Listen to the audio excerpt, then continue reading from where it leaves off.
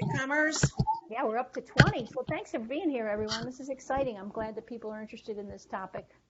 Awesome. We're all learners. That's my theory about anybody who's a teacher. I teach teachers, so I tell them all the time, if you choose to be a teacher, you are saying you're a lifelong learner, and I definitely think that's true of the crowd who attends Faculty of the Future. So welcome, learners. People are still joining. It's fascinating. It's up to 23. Okay, wonderful. So we are going to get started, and if everybody could mute, Linda's going to start us off. Welcome. My name's Kate Dioria, since I'm already talking, and I get to work with Linda McCann, who's also a professional development person at Bucks County Community College. So we've been trying some new things. We're going to share with you what we've done, and ask everybody to mute, please. And then we are very interested in hearing from you how faculty development works at your institution and what you think this new online world could look like for faculty development. So I'll hand it to you, Linda. All right. So like Kate said, I'm the faculty development coordinator. So what we're going to do today is, this is the agenda, just kind of the who, what, and where. I'm going to give you some background about faculty professional development at Bucks. We're going to talk about some of the pros and cons versus face-to-face versus virtual. And then Kate is going to really go into some more detail about some of the cool stuff that she's doing. And then lastly, we just want to hear from you. We want to hear what you're doing and if you have any thoughts on the face-to-face versus virtual and the pros and cons. So really, it takes a village to have professional development, and I just listed some of the folks here. Again, I just get 3 credits for being the faculty development coordinator, and Kate does the same for the faculty learning communities. Professional development really falls under our learning resources department, and Carl Carter heads that. Samantha Gross is our executive assistant to the provost, and she handles some of the larger things like the in-service events, any of the special initiatives we might have, like food insecurity or diversity. And then we have a full group of folks in learning resources in something called the FAST Lab. Jacqueline Berger is one of them. She's one of the organizers for Faculty of the Future. So she's sort of the go-to. It's like between technology and the faculty. So she makes sure that they have what they need and provides some instruction. We also have the Bucks Online people that work on Canvas. I know the speaker today talked a little bit about, the difference between remote and online teaching. So we have a very robust online 101 that online folks will take in order to teach an online class. Of course, that's kind of, we've had to do the remote lately just because of the circumstances, but there is a lot of that in place. We have instructional designers and Canvas support. So it's kind of a combination of all of that stuff, plus the different departments put in their own professional development opportunities. Workforce development has stuff. So my job really is to just kind of coordinate that, put it on a calendar, help promote it. We have a faculty Facebook page for the Faculty Center and a newsletter and our portal. So that's the who. The where, we have a cottage that's right in the middle of campus. So it's a great location. And the inside of it is set up to be pretty versatile in that the furniture can be moved around. We can set up chairs or take them down. There's a kitchen there. We provide coffee. We provide snacks. There's also a conference table.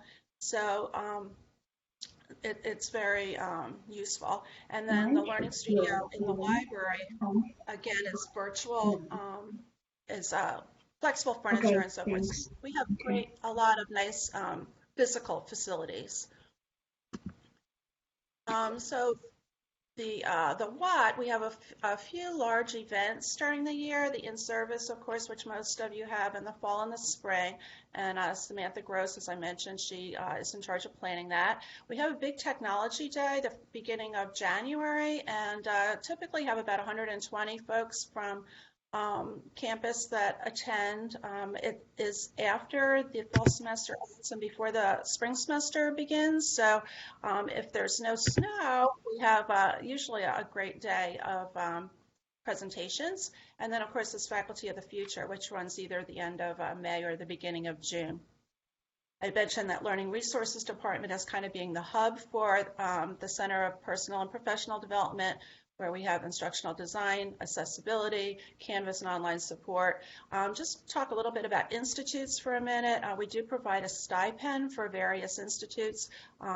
Kate now is doing a Faculty Learning Community Institute in which her participants get a stipend. We've had them for information literacy, for accessibility, advising, and so forth. So it's a way of rewarding the faculty a little bit for participating in these more, usually it's a multi-day event, and that you have to have some sort of a assignment completed at the end in order to actually get your stipend. We have something called TLTR, Teaching and Learning with Technology Roundtable, which is made up of participants from throughout campus. They usually have some smaller groups and will provide some leadership to try to get some new initiatives going and also some best practices. Kate does the faculty learning communities, book discussions. I mentioned some of those special initiatives. And so on. We also use LibGuides, tutorials, and various online resources to convey information. So our emphasis is on building community. The speaker talked a little bit about that and engagement between faculty and students. We try to build between faculty and faculty. We think it's important to know each other, what each other is doing, best practices, and so forth. And then the pedagogy, technology training, and academic initiatives. So, face-to-face versus virtual. Face-to-face, I mean, one of the big things we were talking about before was food, refreshments. People do come to things that we feel like they can eat. If you can offer them we usually have a nice lunch here at the Faculty of the Future, so that's always a big draw. I think discussion is usually easier in a face-to-face just because, as you know here, maybe you can raise your hand or use the chat window, but if you have, I'm sure as you've been doing Zoom or something, sometimes if people are trying to talk over each other, it's difficult. And the cons, scheduling is a huge thing because faculty are busy. I mean, the part-time faculty are often at various locations, different schools that they teach at. The full-timers, they have advising they have to do, office hours. We kind of squashed our schedule a little bit into more of a Monday through Thursday. There are a few classes on Friday, but it really leaves little time that folks can devote to professional development.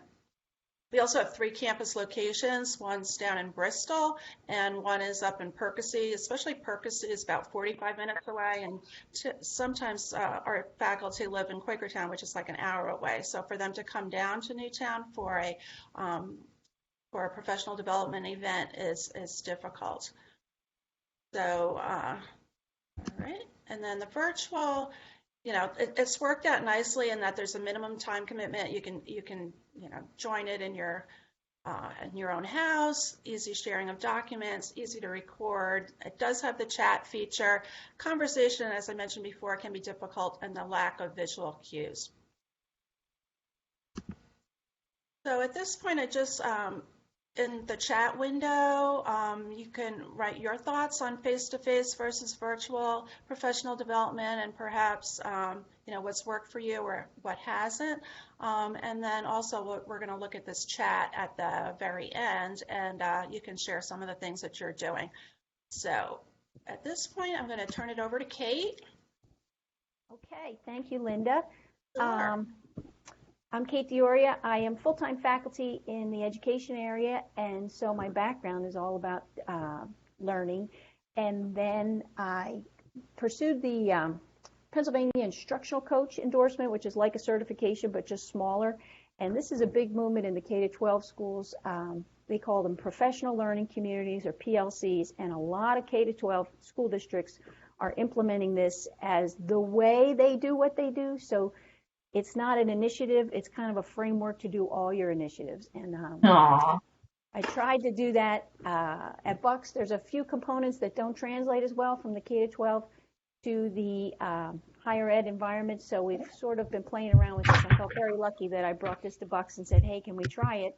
And we tried it for a year, and then they kind of made it a position. So it's sort of been an experimentation, and lots of different formats have been tried, and some things have been really successful, so we're trying to, change with the times.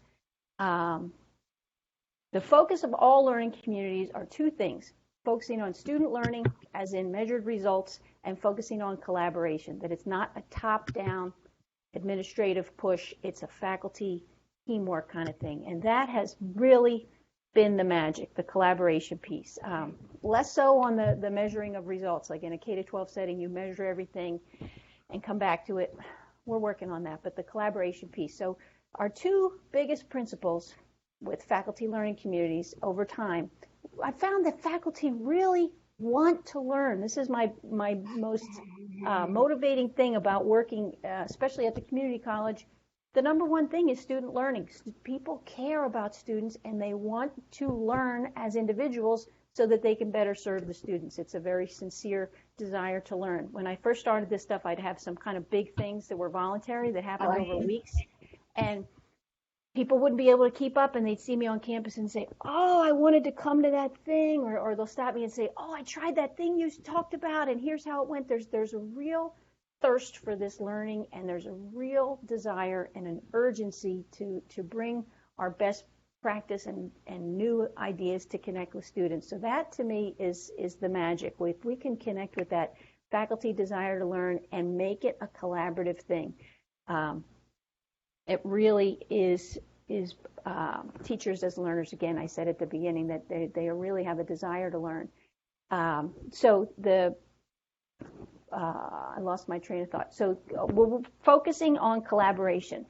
That is where we come from with all the learning. And if you can imagine, when we started this, picture a room full of people who signed up for, say, a one-day training on cooperative learning or active learning or something. And somebody says, in very vulnerable way, says, here's what I'm trying to do in my course. Here's what I've tried to get there, and here's where I'm banging into a brick wall and I'm stuck. Here's where I have failed.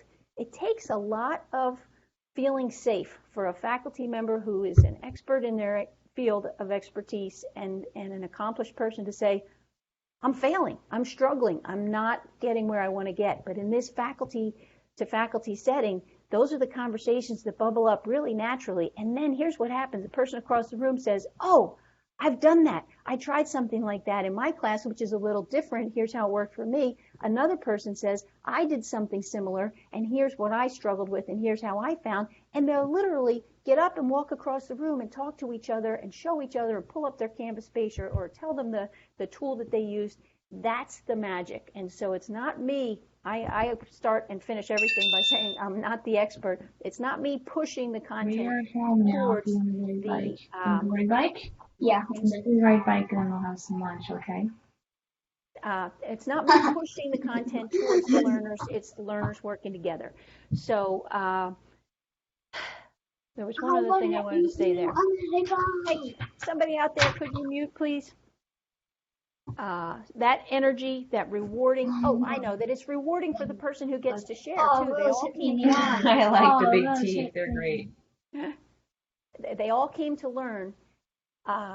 But if you are able to help a colleague, it's very satisfying, and people really, really do get that give and take. And that spirit of collaboration is what we really want to have and take to the online environment. So that's our sort of phase of experiment. I'll just tell you one quick story. Yesterday I was texting with like 4 of my colleagues up in my most recent office, and somebody said, I'm trying to do videos, but I've tried this. Somebody else said, I tried that and I did it this way. Somebody said, I tried something else, and I said, hey, this is a learning community right here. It was like a 15-minute conversation all through text about how to use videos in Canvas. So these things do happen sort of organically, and we want to kind of build on that. Okay, we can go to the next one, Linda. So the second piece that I really, can you go back one?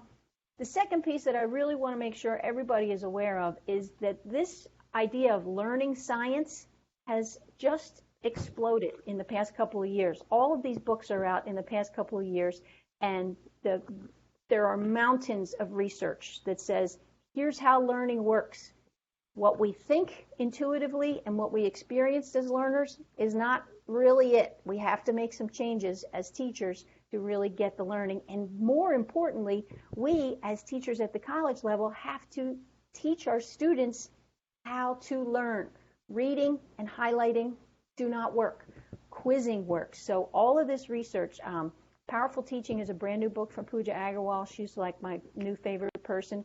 She was part of the research on Make It Stick. That was a little earlier, came out from a team. James Lang did Small Teaching, and that's focused on implementing research in small chunks, face-to-face.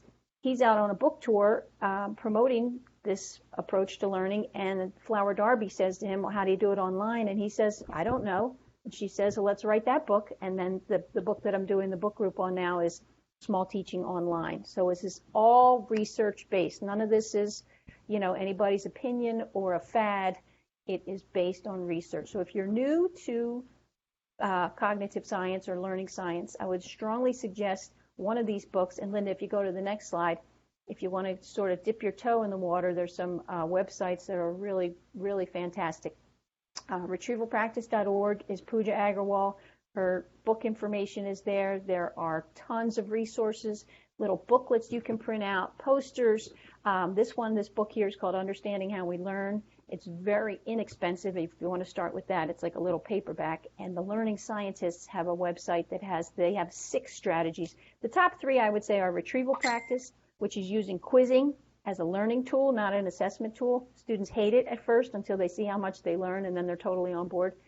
Space practice, which is instead of cramming or learning one thing in a chunk, to do little chunks over time, because every time your brain has to reach back and go back and pull up that information, that's how you learn it. And the third is interleaving, which is counterintuitive. Instead of teaching one topic as a nice chunk from beginning to end, you do a little bit of topic A, and then you stop. You do a little bit of B, you do a little bit of C, you come back to B, you go back to A, you go back to C. It feels disorganized.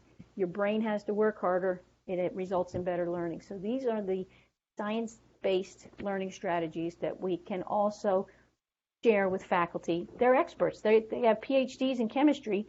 They don't have a background in education, and so there's a need to provide a little bit of that. And this stuff is new, so it's not something they would have gotten to learn anyway. I didn't learn that in grad school for education, so this is new. So there's a little tidbit on learning science. If that's new to you, definitely take a look.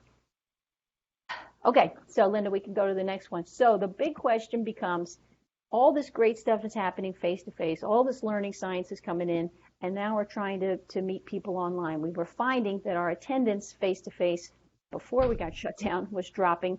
So in the past couple of years, we've experimented with some online faculty development. We've done some informal things, and then some much more structured and formal things supported with the stipend, which somebody had a question about that. We will get to that.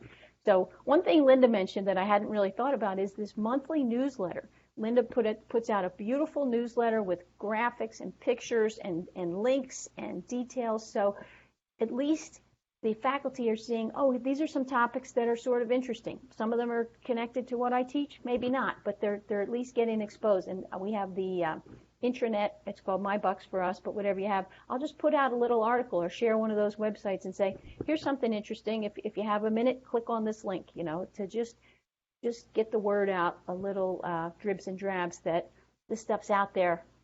Here we are. We have lots for you to learn. Come on over. So that's first.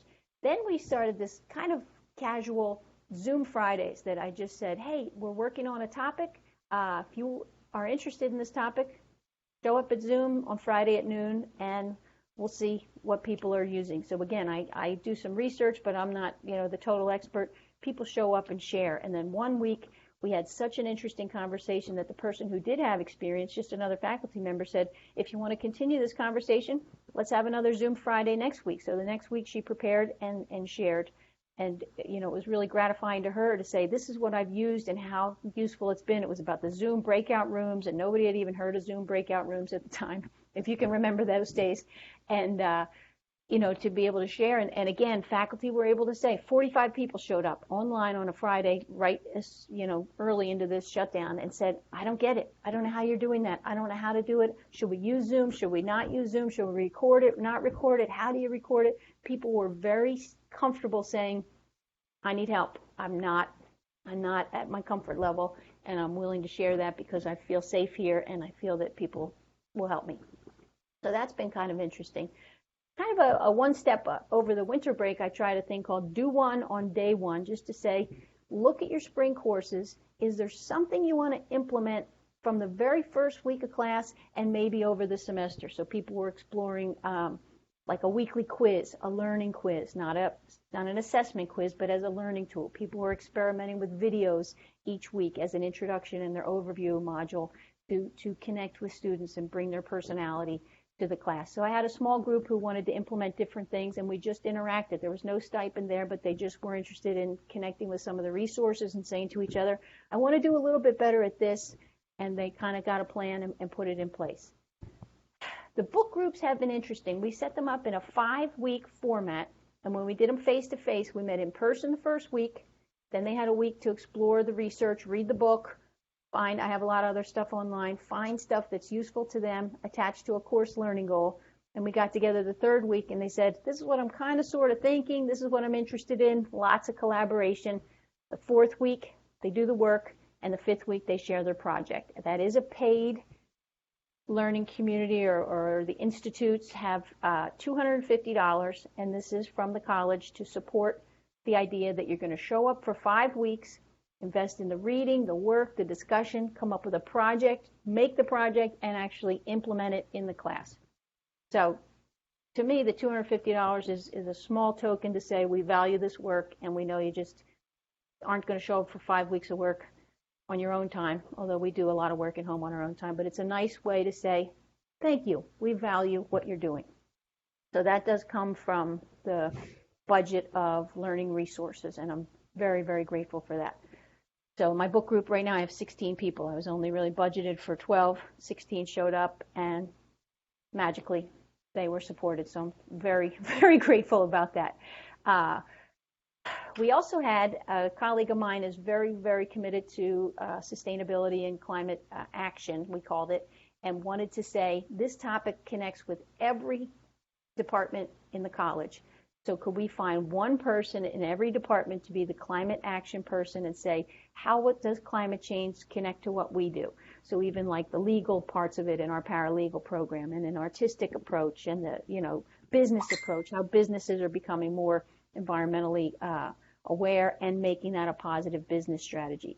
So this started in November and was supposed to end up with a research project in April at our research conference for students, which didn't happen, but all those folks said they're going to do the project in the fall, so we're still moving forward with that. So that was kind of a special project from November to April. Those participants each got the $250 stipend as well. That's a lot of work for a small stipend, but it was a really passionate project for a lot of people, so we hope to keep that going.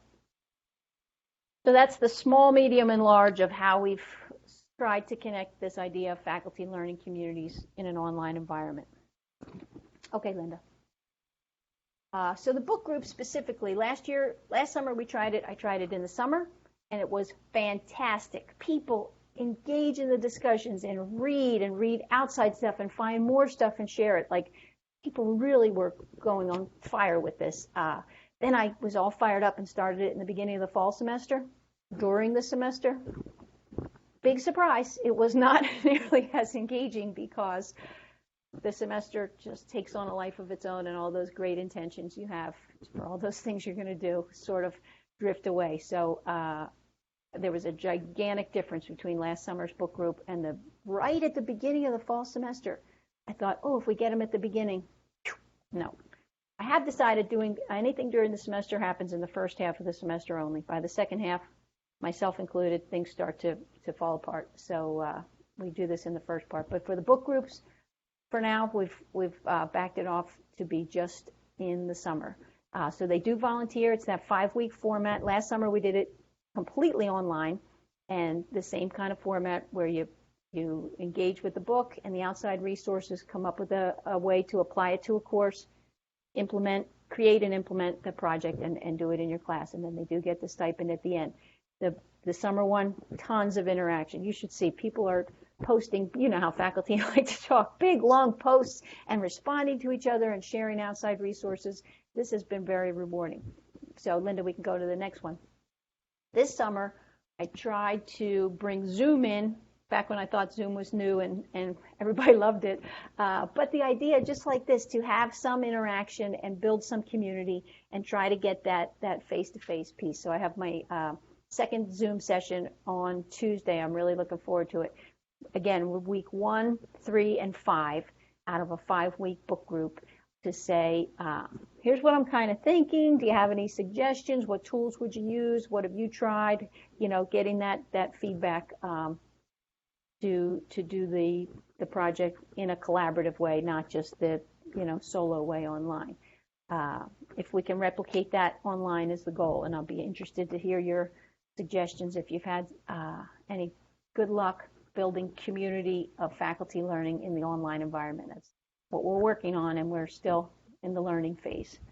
And I think that's it for me.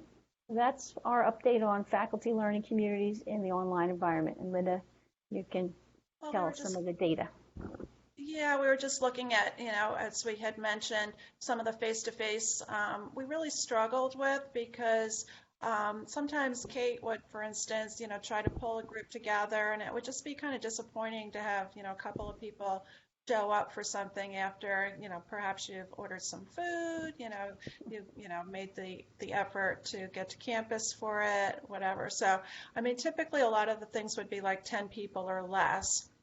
And then just, comparing the numbers, and I know, there's various reasons why people are participating in the virtual, as I mentioned earlier, it is just easier to attend, and maybe people aren't as busy as they were. Maybe they're trying to get away from their family. I don't know what the reason is, but for whatever reason, as Kate mentioned, we had that one on Zoom tools with 40 people on it. So that's 4 times as many as what we normally would get for a session. And then she mentioned the faculty learning community and how hers filled up to 16 people when, what was the Kate, 12 or 13 that you had initially, had hoped for. So anyway, the numbers have gone way up, and look at Faculty of the Future. Typically we have 200, and I think they said close to 600. So we're getting better participation with the virtual, for sure. So just at the end now, we have 15 minutes left, and I did just put up all of the presenters, Kate and myself, and then some of the other folks that deal with professional development at Bucks, and we'd like to hear from you in the chat window, and we'd like to hear what you're doing in your campuses, and also if you have any thoughts on the face-to-face versus virtual. So I'll stop sharing my screen here and we'll take a look at the chat. Yes, I am reading the chat right now. Benjamin, you had asked about the funding, so it is from the Learning Resources budget. I was interested to hear our keynote speaker, Dr. DeRosa, say, we have to value this and pay faculty for the time it takes to just put that online. I mean, that doesn't just happen like going to a drive-through, right? That's a lot of work. So that was interesting. I'm curious if other people have funding. People are saying in the chat that there is an issue with funding, which we know that's a problem everywhere. Some folks originally came from, we have something called the Strategic Initiative, so it originally came from that, and that somebody, that was in a leadership role a while ago had thought, wouldn't it be a great idea to have these institutes, and had put it in as kind of a way of a new idea kind of a thing, and it was funded for the year, and then after that you need to build it into your budget. But anyway, it is a nice thing, and the faculty do appreciate the little bit extra money. Yes, and the community gets a lot out of it. The students and again the faculty to faculty interaction. Yes, Margie, I'm just reading yours where it says, during our online PD, I incorporate a live session in every workshop and faculty love it. Would you feel comfortable sharing a little bit about, do your sessions last over several weeks? Do people sign up, or is it kind of a casual stop-in thing, and how that works?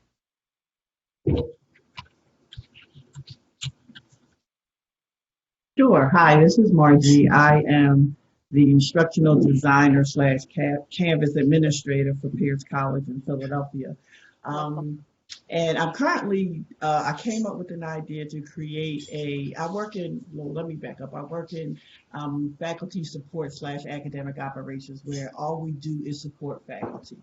And my role is I support faculty in regards to developing online professional development workshops. So I just developed a workshop on diversity, equity, and inclusion. And matter of fact, it's going on right now. And whenever I do a workshop, our workshops typically, to be given credit for it, you have to participate for about 4 days. It's been synchronous. It's been asynchronous, but I have introduced a component of doing asynchronous chat. So I typically add a synchronous component to each of my workshops. So I might do it midway, or for this workshop that I'm currently doing, I'm going to add it at the end. We're all going to come together on Zoom, and we're going to talk about, our takeaways from the workshop, what we learned, how the faculty can implement the things that they learned in their courses. So I found that faculty, as you guys have stated all morning, they really enjoy the collaboration. So I try to keep that online community developing, especially with COVID. So COVID has changed the way people view online education. So I just try to stay up on technologies that are available and try to keep our faculty engaged. Interesting. And Margie, when you say they get credit, what does that mean at your institution? Well, to remain an active adjunct professor, you have to attend a certain amount of professional development sessions. And you either have to do one face-to-face, which we can't do right now. We did our face-to-face PDS session actually online last fall. It was well attended and very successful. Or you can do 2 online workshops. So our faculty know, in order to remain an active adjunct, they have to meet those requirements. Interesting. And your online thing came in the fall. Was that synchronous or asynchronous? It was synchronous. Interesting.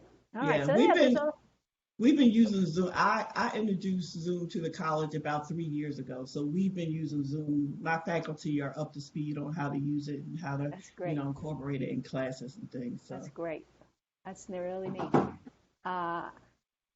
Benjamin's asking, it popped and I missed it. How do you evaluate, I think is what the question, how do you evaluate faculty participation in the online book groups? What do participants need to do to earn the stipend? That's a good question.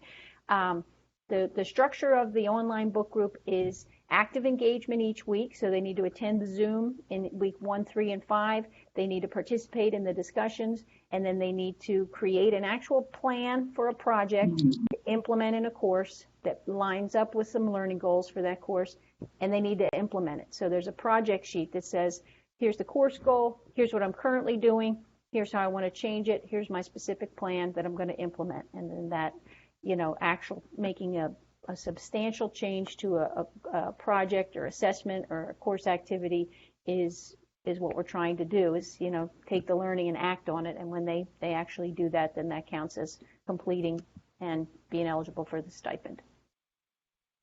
Some people have mentioned some surveys that they in-service, that's my handwriting. They're interested in, find out what faculty are interested in, what tools to teach.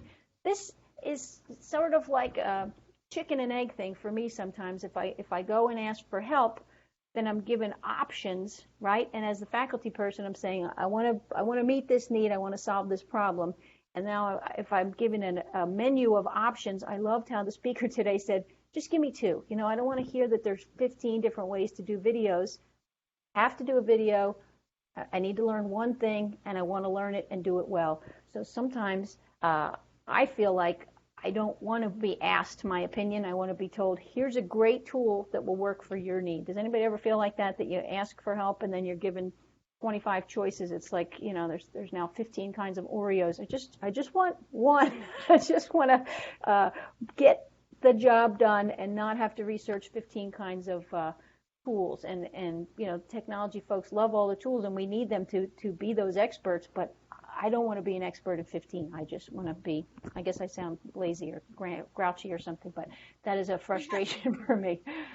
We have asked it's had various surveys and that kind of thing. For instance, our Percy campus at Upper Bucks, before we did a professional development event up there, their executive director sent out a survey and we compiled the results, and we came up with a topic based on what the results were, and then we're also looking at that for the fall as well. So I mean, we do ask. Yeah. And but some of it does come up because of, for instance, Kate had mentioned those breakout rooms for Zoom. I mean, that's not really something that could have been planned on, but was certainly useful because everybody was kind of panicking, when March rolled around, and we did need to provide some support. And our instructional designers and our Bucks Online folks did a great job of really, reaching out to faculty and providing one-on-one instruction to get them up to speed to where they needed to be.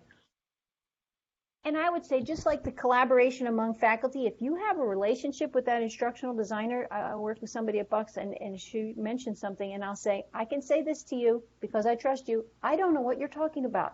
I have Zoom. I don't know what Zoom Pro is. So I don't know whether I'm saving it to the cloud or to my device. I don't even want to save it. So to have that, it all comes down to trust and the relationship, and those have been built in person. I hope we can continue to build them in this online world because, that's where you have those real authentic relationships where you can tell the truth. And so thanks, instructional designers, for putting up with us and our, neediness. Somebody's saying, it's not grouchy. Thank you, Cherie. It's all about user preference and having time to just play with the tools that you feel comfortable. That's so true. I often will practice with some students if I'm unsure whether the tool is appropriate or not. I was having my kids Zoom with me at different rooms in the house when I was trying to get this whole Zoom thing going because I was so anxious. So you do need to have that comfort and that practice. I agree with that. Any other thoughts or questions about this idea of what we're trying to do is collaboration, relationships, trust, and learning, and to do that in the online environment? It's similar to the challenge that I posed to the speaker this morning, that, I'm better at building relationships face-to-face with students, and I'm trying to develop that skill online. Do I worry about privacy issues? I'm not an expert on privacy issues in Zoom. I tend not to record it for that reason. This is being recorded, so I should have really thought a little more carefully about my words. So you never know. As a teacher, I wouldn't want to be recorded every minute of the day. Any thoughts on privacy? There is some features, that Zoom, implemented after all of the the Zoom bombing. Right, all of that. But and there's some best practices through our Canvas space. We have Canvas Basics where they talk about what are some of the best practices as far as setting up a room, to let the folks in and that kind of thing. So faculty do have those online resources available to them that they can read through, and in addition to anything that what we might present virtually or face-to-face. And there is an issue of, like, the student is in your home and you're kind of in their home. I had a student who would answer the Zoom call under the covers with her head on the pillow. And I would say, good morning, Gianna. Why don't you, get vertical and talk to us? And she's like, yeah. I mean, that's, to me, a bit of a privacy issue, too. Oh, FERPA when recording.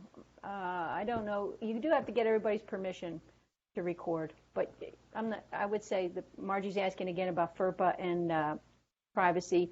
There are some issues there with getting permission, and not everybody wants to be recorded all the time. So I personally have kind of shied away from that. And if I'm going to post a video online, it's me 6 minutes or less explaining a concept, hopefully with some visuals to support it, but I don't really post videos of other people. But that's just a personal preference thing.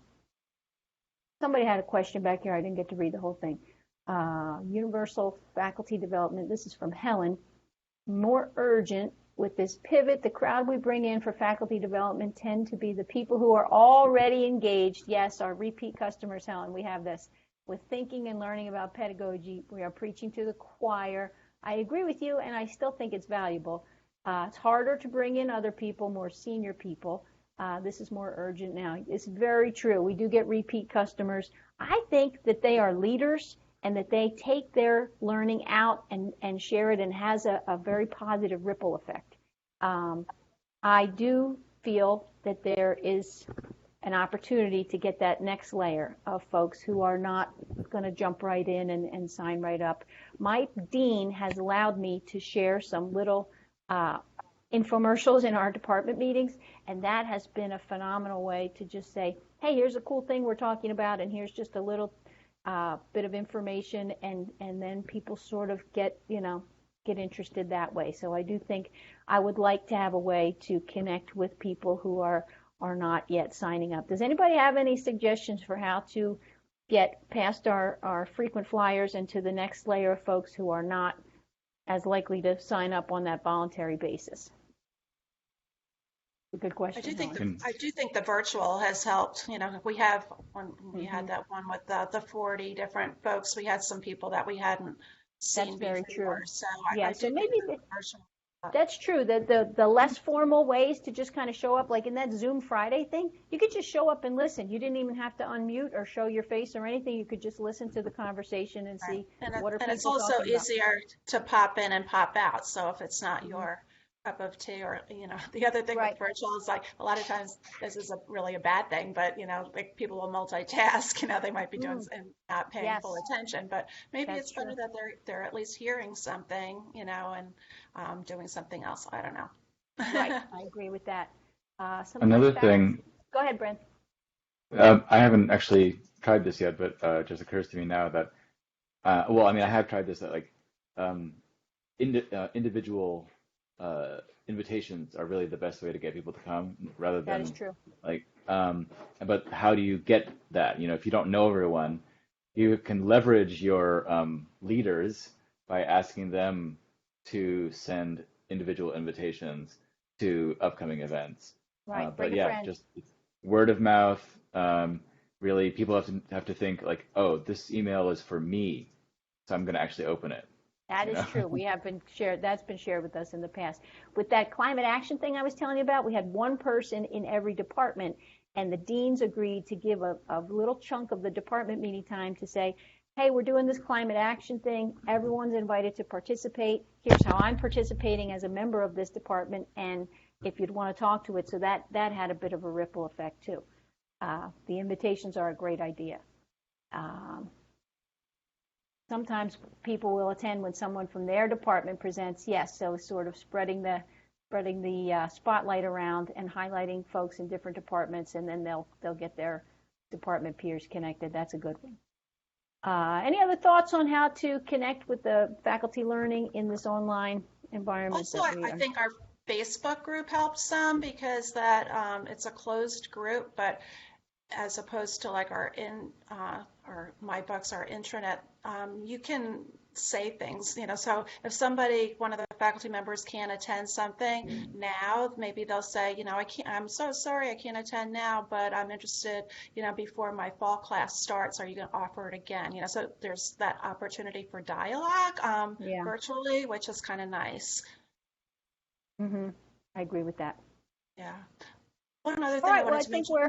Go ahead. We were just talking about support from the college, and our speaker today also mentioned that, and I see Janet Baker's on here with workforce development, because the college supported some things that workforce development is doing, and they're doing it virtually, that's open to the whole college community. So I think I participated in the last two, and I think they've both been very useful. So just, again, it's not necessarily all coming from us, it's from various departments, it's coming from workforce development, it's kind of it's just a matter of coordinating it all and yes, and getting some buy-in. And I do think that there's kind of a culture that you hope exists, and I do feel that it exists at Bucks, that says, we're all here for the students, and the multiple pieces of the puzzle really do line up to support faculty and, those outside services and tutoring and all those different tools coming together. I think that's part of our culture, and I think it's part of a lot of the, community college cultures to provide that support. So I do think that's a strength of ours as well. Yeah. So I think we're just about up. We as are. far as time. Thank you all for coming and joining Thanks us so today. much. Appreciate all the input and all the suggestions. Take care, folks. It's nice Take having care. you. Yeah, Good luck bye. out there.